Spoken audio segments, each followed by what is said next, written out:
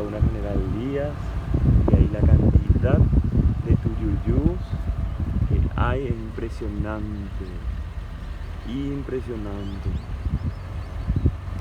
Acá estaban todos los tuyuyús. Mira la luna.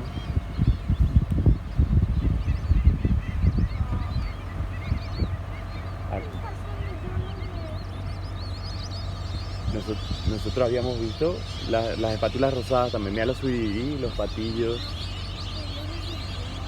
sí, y unos yacares gigantes también llevan todos los patillos. La Laguna General Díaz es maravillosa. Debería ser un parque nacional definitivamente. ¿Verdad, Luna? Ya parece que es un yacaré gigante. ¿Qué es eso que está ahí?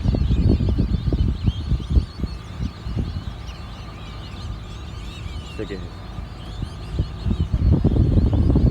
Sí, sí.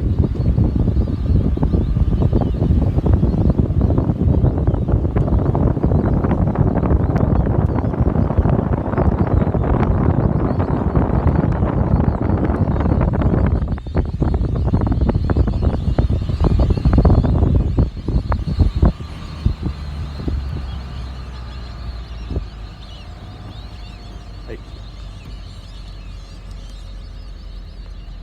Ya. Sigue filmando.